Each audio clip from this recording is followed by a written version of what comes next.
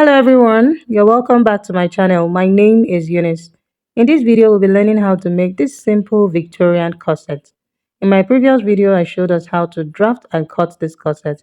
So this video is the sewing part. If you haven't seen the video on how to draft and cut the corset, I'll be dropping the link in the description box so that you can watch and understand how we came about this. Like I already said that this video is the sewing video. So if you're new to my channel and you haven't subscribed, please kindly click on the subscribe button to subscribe and ensure to put on your notification bell so you get notified every time I upload a new video. And if you're a returning subscriber, thank you so much for coming back. So let's get right into the video. Okay, these are all the pieces we're going to be joining together. These are two center front piece. I cut the center front piece open, and you can see I added 3/4 inch sewing allowance around this pattern. This is because we're going to be inserting our plastic boning into the seam allowance piece. We're going to be using to create the casing for our plastic boning. So here I have the middle side piece. I also added 3/4 inch round, and this is our front side piece. I added 3/4 inch on this side, and then 1¼ inch as my side sewing allowance. And then I also have the back pieces. This is our center back piece. I added 3/4 inch round as well. And then this is our middle back piece. I also added 3/4 inch as well. And this is our side back piece. I added 3/4 inch on this side, and then I added 1¼ inch as the side seam sewing allowance, okay, or the side sewing allowance rather. And then this is my yoke. You can see I cut the yoke with the scallop shape of the lace or of the suede I'm using, and this is our back yoke also. So the next thing we'll do before joining our pieces together is to cut the modesty panel that we're going to be using to cover the back opening. And to cut the modesty panel, I'm going to measure what I have here at the center back. So you can see how I'm placing my tape. The length I have here at the middle side back is the same thing as what I have at the center back. The side will be joining to the middle side back. You can see we have three pieces. So I'm referring to the center back as the first one, which is number 1. Number 2 is the middle side back. And then number 3 is the side back, the one with the side seam allowance. Okay, having taken that measurement, I got 14.5 inches. I'm going to subtract 1 inch from that measurement, and that will leave me with 13.5 inches. And the width of this modesty panel is going to be 14 inches in total. So here I'm cutting out my 14 inches on fold, and the length is 13.5 inches. So this is how I'm going to place I'm going to be stitching the modesty panel to it. So you can see these are middle side back. Can you see? I'm going to stitch it, and then I'll have the center back overlaying on it. So this modest panel will move from one side of the back to the other. It will be like a door to cover the back opening. I hope you understand that. So now it's time for us to start stitching our pieces together. We're going to be starting with the front pieces. So this is our center front piece. You can see that I have two pieces, and I already said that I added a sewing allowance of 3/4 inch. So I'm going to join them together at the center front here on 3/4 inch, and everything I'm doing, I'm going to repeat the same thing on my lining. So after joining these together, I'll go ahead and place the side piece, that's the middle side piece. So this will be on this side. You can see I'm stitched on 3/4 inch, which is my sewing allowance. I'll repeat the same thing on this side, and then I'm going to pick the third piece, which is the last piece, which is the side front. I also stitch them together and then stitch them together. So I'm stitching all 6 of them together. So I'll do that and come back and show us the next thing to do. Okay, I'm done stitching all the 6 front pieces together, and this is what we have. This is actually the lining. You can see how the cup is sitting well, and this is the main fabric. So now I'm going to use this main fabric to show us how to iron our seam lines open, because you want to be very careful when ironing this so that the cup will come out well. First, I laid this on my table and I pressed from the underbust downwards, okay? That's to the hem. Now the cup area, you'll notice that I notched the underbust point. So you see this cut at the underbust point. This is to indicate that that's the underbust, so that the cup sits well on the body. You don't want it to have this there's this fold. You don't want it to have that tackiness under the underbust area. And you see, so this is what I have. I want to now press the front, just going to hold it well. So you can see how I'm opening the cup area. You want to make sure that you stretch it out well so that you can give it a very good press. So, and that's what I'm doing. So after pressing it, I'll repeat the same thing on the other side. and this is what I have here. So you can see how the cup area is sitting well. Remember that this is not padded, but you can see it's already sitting really well because I notched the underbust. If you notch the underbust, it will actually help it to relax well. So now the next thing we're going to do is to go to the machine and begin to top stitch our seam allowance. That 3/4 seam allowance I added, I'll top stitch it because that's where we'll be inserting our bonings. So already I said that my seam allowance is 3/4 of an inch, and this is the plastic boning I'm using. This plastic boning is 1/4 inch in width. You can see it's 1/4 inch, but the boning is thick. So if you leave a space of exactly 1/4 inch, it will not be able to pass through that 1/4 inch space. This is what I mean. The boning is 1/4 inch in width, but it is thick, so it's kind of fat. So if you leave exactly 1/4 of an inch, the boning will not pass through it. That means the 1/4 inch will be too small for it. So what this means is that I'm going to be leaving a space of 1/2 inch. Okay, so remember I left 3/4 of an inch as my sewing allowance, or as my seam allowance. So I'm going to stitch on 1/2 inch. That's I'm going to stitch on 1/2 inch, leaving 1/4 inch. That's coming by 1/4 inch from my seam allowance. That's so that I can leave a space of 1/2 inch. And take note of what I'm doing. I'm stitching it from the back side. Okay, I'm stitching it. So that means I'm stitching on 1/4 inch and leaving a space of 1/2 inch that I'll be inserting my bonings. And I'm using this particular line, that's the side with the cup, not the middle. I'm using the side with the cup to show us so that we'll learn how to sew the the underbust area properly, especially now that we have notched it.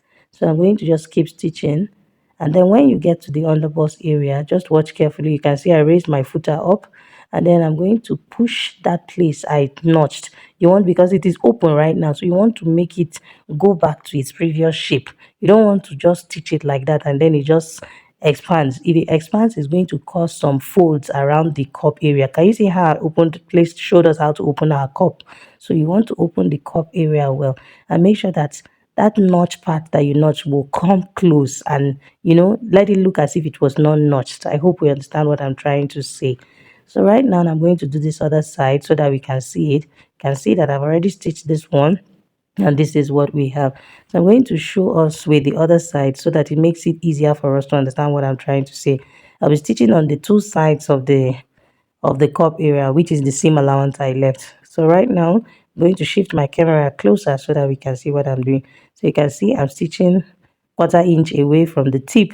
So you can see this part that I notched, that 1/2 inch I notched at the underbust. I'm going to shift the notch part too. Can you see that opening? Can you see how I'm adjusting it? So you want to make sure that you shift it really close so that you can do this. And then I'm going to open up my cup. If you don't open up your cup, it's going to have this, it will squeeze. That's just the long and short of it. It will squeeze. So you don't want it to have that issue. So you need to open it up correctly. Okay. So you can see how I'm using my two hands to hold the cup area so that it comes out really well. So that's that. So exactly what I have done here is what I'm going to repeat for all the sides, all the seam allowances.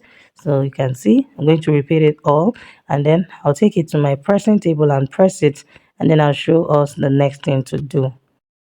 Okay, after stitching all the seam allowance down, this is what I have. I also went ahead to press it. So now it's time for us to sew our front yoke.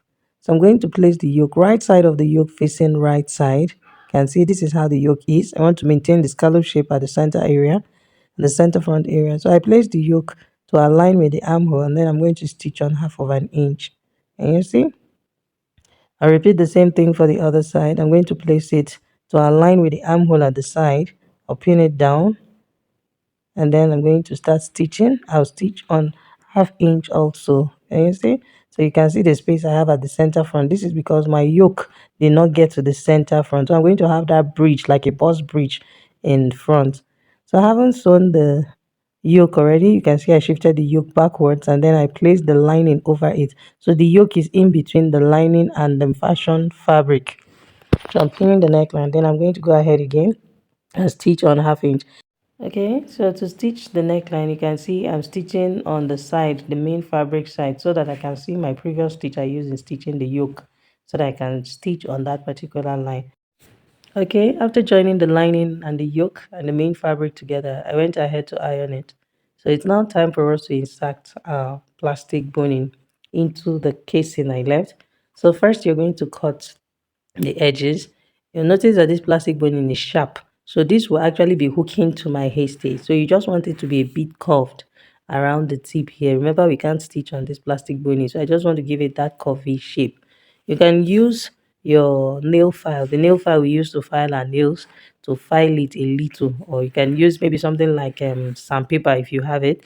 Just file it a little so that it's not rough. I'm sorry, so that it's not sharp. Let it just have that smoothness, so that when you are inserting it into the casing, it just flows, it just goes in easily. Okay, so you can see I cut the two sides so that it's not sharp, to give it that kind of oval shape. Okay, I hope you understand. So this is me now inserting the boning into the casing, into the space I left.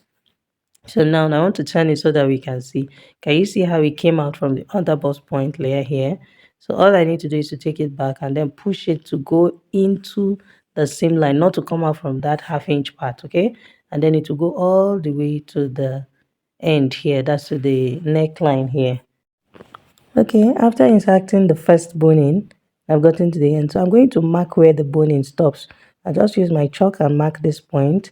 After marking this point, I'm going to pull out the boning a little and then mark 3/4 of an inch inward from the point where the boning stops. And that's the point I cut out already. This is because you don't want the boning to get to the hem of the blouse, because you won't be able to stitch it if it gets to the hem of the blouse. So this is my second boning. I'm also trying to give it that curved, the oval shape at the tip, and then I'll go ahead and begin to insert the boning.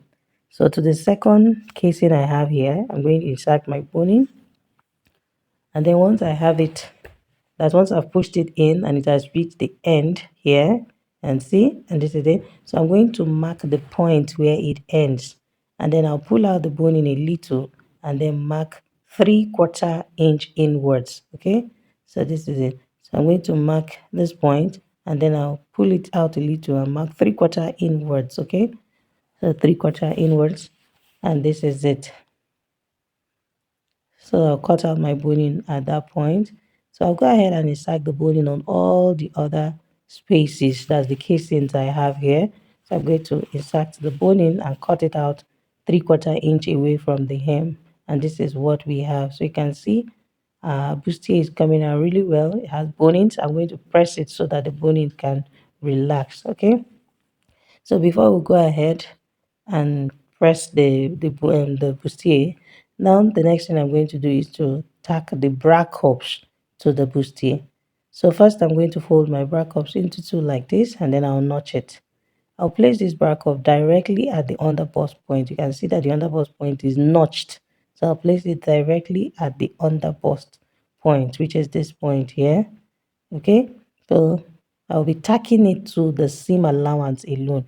This tack is not going to show on the right side of the fabric. It has to be to only the seam allowance. Can you see how the cup area has this nice volume? It's giving it that nice effect. Okay, so this bra cups is actually optional. If the person is busty and you don't want to work with bra cups, that's fine. But the bra cup has a way of giving that fullness. Okay, so I'm going ahead to tack the points I'll be stitching. So this is the second bra cup. You want to make sure to notch the underbust too, and then I'll place it directly at the underbust, so you can see the curved shape we have under the cup overlaying on top of each other. This is just how it should be. So I'm going to tack it only to the seam allowances. I'm not going to be tacking it and my stitch will be showing in front. So now it's time for us to stitch our back pieces together. So I'm going to be stitching the center back to the middle side back and then to the side back as well. So on one side we're going to have 3, on the other side we're going to have 3.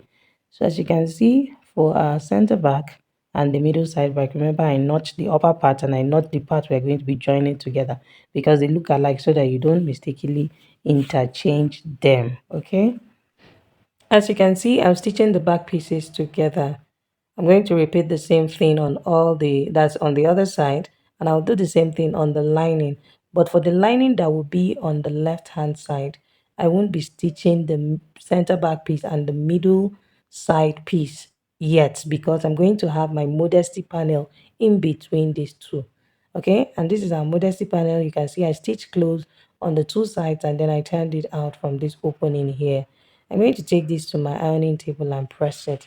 And you can see after pressing it, I'm going to place it in between the center back piece and the middle side piece. You can see that I have a space at the upper part and at the down part. This is so that it doesn't get to it doesn't start from the beginning. There's supposed to be a space between the upper part and the down part. I hope we get that. Okay, so after doing that, now it's time for us to sew our back yoke. So to sew the yoke, these are my two back pieces. I'm making sure to place the yoke in their respective positions. And then I'll place the yoke right side of the yoke facing right side of the fashion fabric. And then I'll go ahead and place the lining over it. So the yoke is in between the lining and the fashion fabric. And then I'll stitch on my seam allowance here that I added. I'll just stitch it down. So now you can see this is what our yoke looks like. It's in between the lining and the fabric, and you can see how it looks. I'll also repeat the same thing on this side. I'll align it to the armhole side. This is to the side. You can see I'm leaving the space at the center back area, and then I'll also do the same thing here. I'm going to stitch down the yoke, the lining and the fabric together. So after stitching it down, this is what I have. Then I'll take this to my ironing table and press it so that we can now fortify our center back with our regling boning, because that's the part we're going to have our eyelets sitting.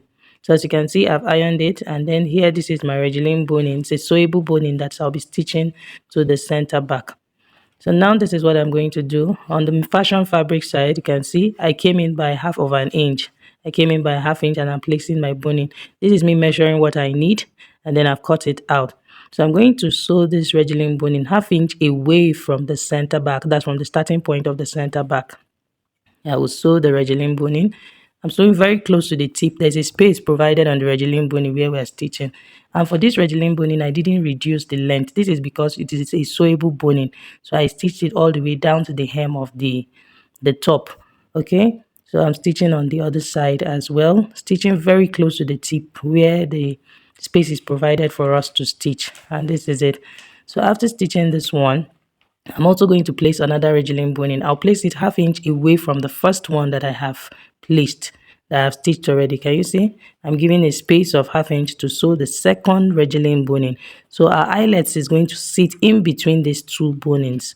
Okay. So I'll cut out exactly what I need and repeat the same thing like I did for the first regling boning.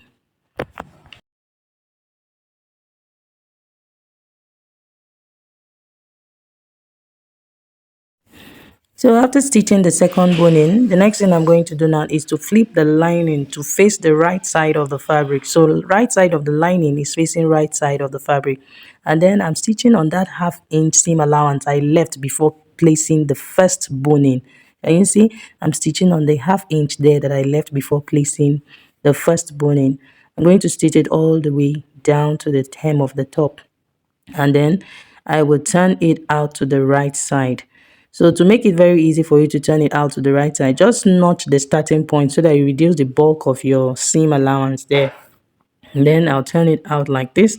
So this will be a bit it will be a bit hard, not really hard, but because it is boning, so you need to do it really well so that it lays really well. So you can see how I'm using my scissors to push out the edge at this point. So this is what we have. So I'm going to repeat the same thing on the other side of the back, and then I'll go ahead and shape the top using my 1¼ inch sewing allowance that I actually added to the pattern. So you can see that the side is still open. So I'm going to shape the top with that 1¼ inch all the way from the armhole down to the hem. I'll repeat it for the lining as well. So you can see that is what I have done here. I've shaped it on 1¼ inch. So you can see that it's inseam sewing. I stitch lining to lining, fabric to fabric. So this is what I have on the lining side. The side you are seeing now is the lining side. All my seam allowances are in between the lining and the main fabric. So it is inseam sewing. So right now what I'm doing, I'm going ahead to pin the hem. I'm making sure to align all the pieces, because what I have on the lining is what I have on the fabric. So you want to make sure that all the points are lined really properly before I'll go ahead and stitch them close together. And you see, you want to maintain the curved shape we have at the hem of the top.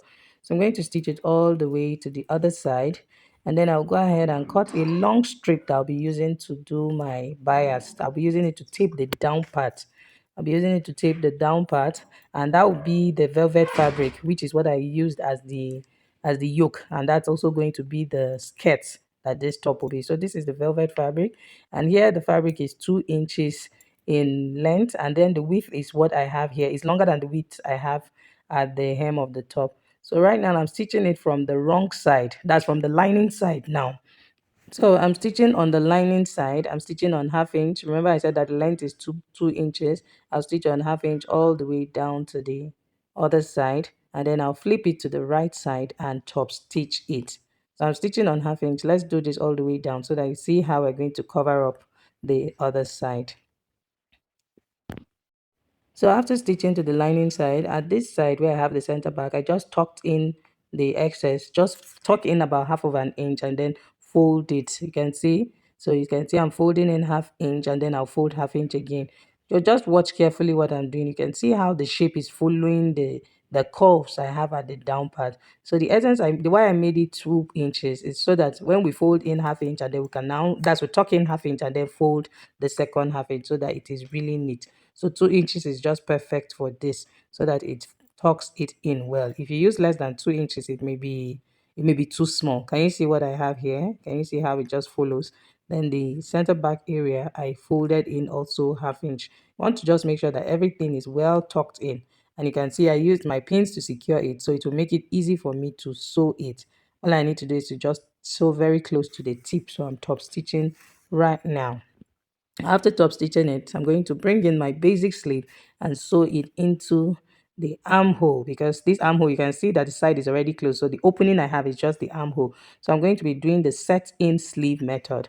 So I'll shape my sleeve and then stitch it into the armhole. That's just sew it into the armhole. I'll bring it and then I'll show us how to do that. So for the basic sleeve, I'm pinning it to the armhole. That's after stitching the sides, after shaping it to the size of the of the arm of my client. I'm now pinning it to the armhole. You want to make sure that whatever it is you have at the armhole opening is the same thing with what you have at the upper part of the sleeve. That's at the armhole area of the sleeve, which is the sleeve cap area. I hope we understand what I'm trying to say. So now I'm stitching on my half inch round the armhole. So you want to make sure that the side seam of the sleeve aligns with the side seam of the top. You don't want one to be up and the other will be down. So I'm done fixing this side of the sleeve, and this is what we have. You can see how beautiful our sleeve is already. I'm going to pin the second one and repeat the same thing. So now it's time for us to fix our eyelets to the back. You can see I fixed one side already, so I'm going to show us how to fix the other side. So I have my dies here. This dies is for this size of eyelets, and this is my multi-purpose rivet machine. This machine can be used to fix beads, it can be used to fix cover buttons, it can be used for different types of things. So different sizes of dies can work on this multi-purpose machine. So the next thing I'm going ahead to do is to place the two center backs together, and you can see I'm using my pencil to transfer markings to the other side. This is because you want to make sure that wherever you have your eyelet on the left, you have it the same thing on the right. You want to make sure that they are well aligned. And this silver thing I'm holding in my hand is called a perforator. I'm going to use it to perforate the back. Okay, that's to perforate the top to create the hole I'll be inserting my eyelet into. Okay, so this side of the eyelet, the longer side, I'm going to place it from the right side like this.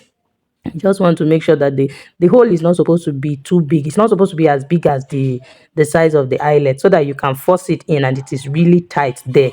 So the tighter it is, the better. And then I'm going to use the other side to cover it. Okay, so you can see I'm forcing it in so that it's really tight. Then I'll place the other side. Okay, that's the slimmer side I'll use to cover it, and then I'll place it over my machine like this, and then I'll press it down. You don't need to do too much. Once you just press it down, it just sits there. So I'm going to puncture the second hole. You can see that I already marked my hole, so it makes it a lot easier. So once I puncture it, I'll use my scissors to cut out the fabric that came out at that point, and then I'll fix in the eyelet from the right side. That's the right side of my fabric, and then I will force it in. So you can see when you force it in, it just has a way of being really neat there. You don't want to open it too much. If not, by the time you are lacing the back, the eyelet will be removing. The tighter it is, the better, please. So I'll puncture the third one. So exactly what I have done for the first two is what I'll keep doing till I get to the end of this outfit. And then to lace the back, I also have this ribbon. This one is a store-bought ribbon. It's just a rope that I'll use to tie to lace the back. Okay, so you can create yours with your satin or whatever it is you want to use, but this one is store-bought that I'll be using to lace the back. So I'll keep doing this till I get to the end of the top. For the front, I also went ahead to tack my cover buttons. I created cover buttons and I tacked it when after tacking the bra cups. I didn't mention that part. I tacked in. I tacked it inside on the rough side. That's on the wrong side of the fashion fabric. This is so that you don't see any thread on the lining side. So you want to make sure that everything is really, really neat. So you can see you're not seeing any thread inside the top. You can see how beautiful and neat our top is. And you see, and then this is the cover buttons I'm talking about. This is just to add decoration to it. And then this is the store-bought ribbon I was talking about. You can just ask them in the market, and it is really very strong, very beautiful and very strong. So we have come to the end of this video. I hope you learned something from this video. If you did, please make sure to like this video, share this video with your friends, and do not forget to subscribe to my channel. Thank you so much for watching. See you in my next video. Bye.